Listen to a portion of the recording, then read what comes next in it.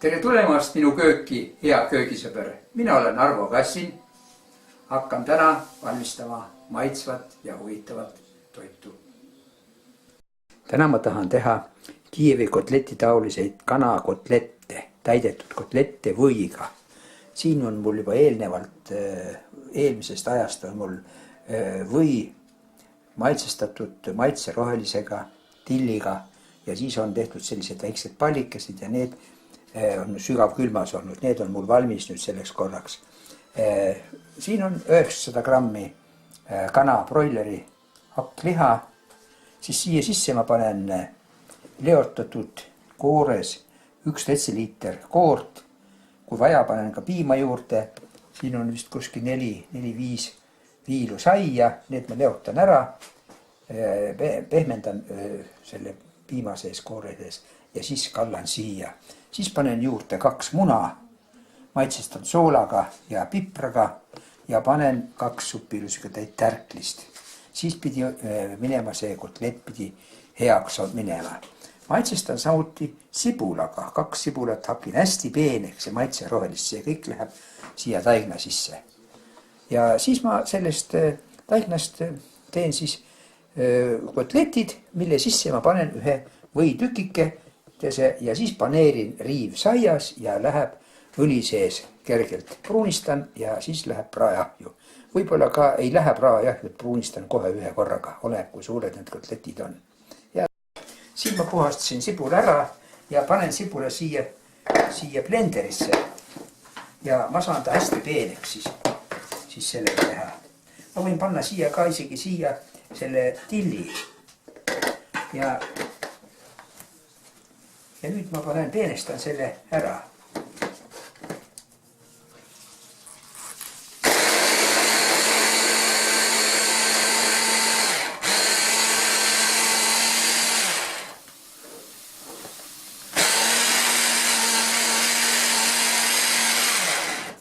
Kellel ei ole blenderit, saab ka niisama noaga hästi peeneks teha.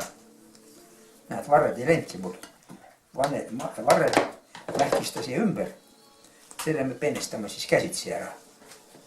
Aga masinale ka tänu selle eest, et sibula vähemalt tegi hästi peeneks. Nii. Ja siin ei ole mingi probleem see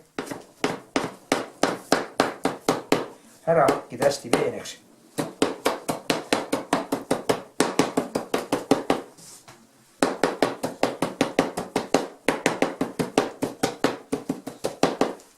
See teeb head maitset sellele hakklihale. Maitsestatud hakkliha on ikka parem kui mitte midagi pandud.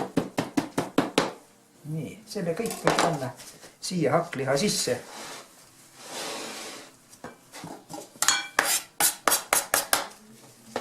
Nii, siia läheb sisse ka 2 muna.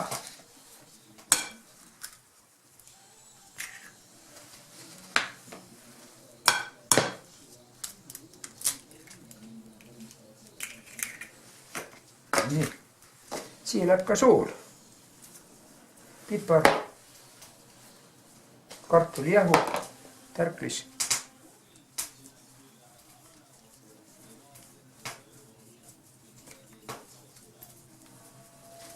Ja pruunise sibul ka.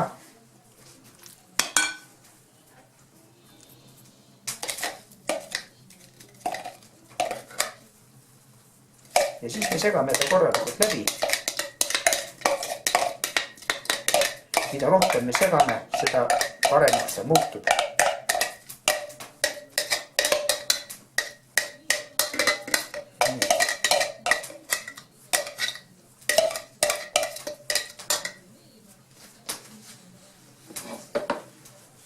Nii, ja vaata, mis sellest saiast on saanud siis.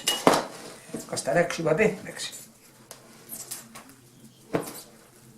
Selle kohvikoore sees. Jah, ta võrdlemisi pehme juba. Ega siin üleliigset pole midagi. Ja selle me paneme ka siia sisse. Ja siis me laseme sellel taigal natukene seista 10-15 minutit. Kes saab pool tundi, ei ole ka paha.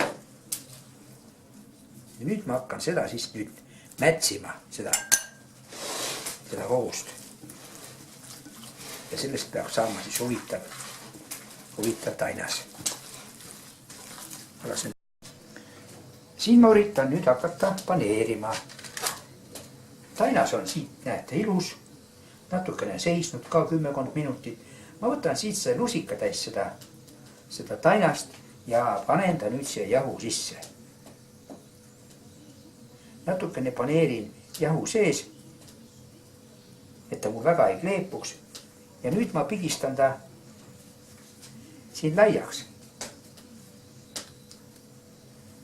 Nüüd ta ei hakka mul väga selle käte peale ka, kui ta natukene teda. Nii, ja nüüd ma võtan ühe selle võitüki, panen siia peale ja nüüd keeran ta siia kokku. Niimoodi, et oleks ta peidada siia taina sisse ära.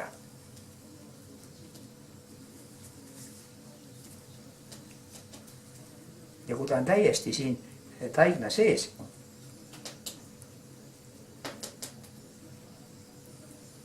siis ma panen ta uuesti rullin jahu sisse. Ja pigistan ta ilusti nii kinni. Ta võib isegi nüüd natukene seista isegi. Teha see operatsiooni ära kõik. Ja siis ma näitan ära selle, et nüüd ma panen selle siia. Mul on siin teine kahvel ka. Ise kahvliga ka aitan. Nüüd ma panen ta siit, võtan isegi selle kotleti ja lasen ta siia muna sisse. Veeretan muna sees. Näete niimoodi. Ja nüüd ma panen selle siit riivsaia sisse.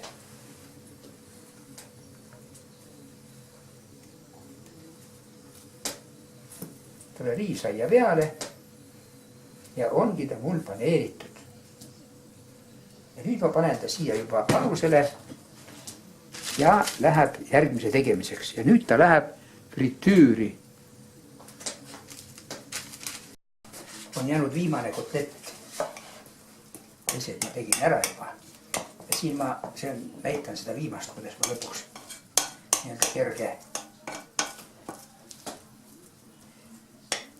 variandiga võtan kohe siis kuhjaga lusika ja panen siia jahu sisse. Niimoodi. Ja siis ma võtan siit veel kõik viimase kaape kaad. Ja nüüd ma panen ta siia nagu unnikusse jahu sisse. Nii, rohkem mul ei ole enam. Ja nüüd ma keeran natuke teda jahu sees siin. Ühele poole, teisele poole. Ja saangi sellise taina. Ja nüüd lusikat enam mul rohkem vaja ei ole. Nüüd ma üleliigse jahunet läheb maha. Täna mul käte peale ei hakka. Ja nüüd ma lükkan ta laiali peopesa peal. Laiali. Ja nüüd on siit lõigatud nad üks seibikene, panen see keskele ja kahelt poolt kinni. Ots ka kinni. No, ja nüüd ma lasen veel jahu sisse. Püherdan teda. Paneerin. Pigistan ta ilusti kokku. Näete. Nüüd on ta olemas juba. Nüüd ma uputan ta siia muna sisse veel. Keeran teda natukene ringi.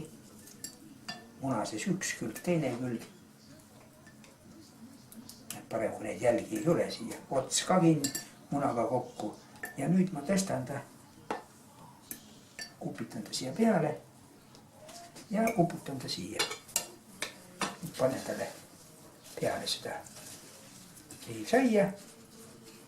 Ma saan teda juba keerata. Nüüd pigistan selle riivsaia nagu siia sisse patsutan. Ja võib veel riivsaia siis natukene, kui ta tahab kuskilt võtta, ega ta rohkem ei võta. No, tahame ümärguseks, siis saab isegi niimoodi. Aga noh, üldiselt ta kuju on selline olemas. Ja nüüd ongi, nüüd lähevad nad panni peale ujuma kuuma õli sisse. Kõik. Õli on nüüd juba paras soe. Nüüd ma võtan selle kotleti ja ettevaatlikult lasen ta nüüd õli sisse. Ja siia ilmselt mahub veel teine ka kõrvale.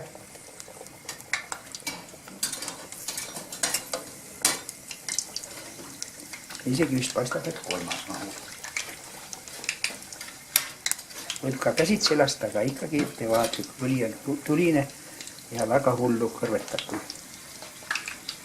Ja nüüd vaatame, mis tast saab.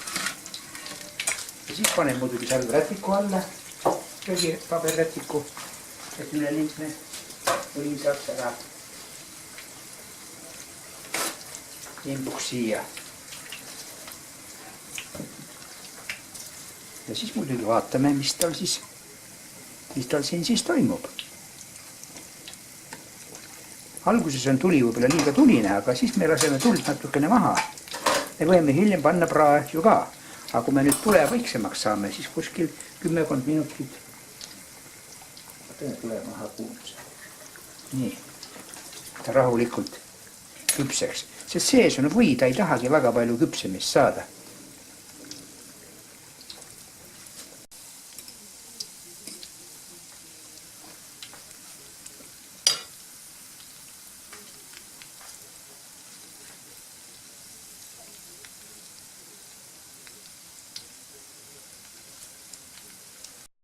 No, nii peaks saama juba nii vist välja võtta, aga väga tume pruuniks ei tahagi lasta. Me võime siis praajahus üle teha, aga see on üldiselt juba küllaltki ilus juba. Üleliigne õli nagu välja ja paneme see salvrätiku peale. Ja nii edasi, võiduka lõpuni. Lasen ilusaks pruuniks. Siin minu siis Kiievi kotleti taolised kanakotletid või südamikuga. Head isu Kiievi kotletiga.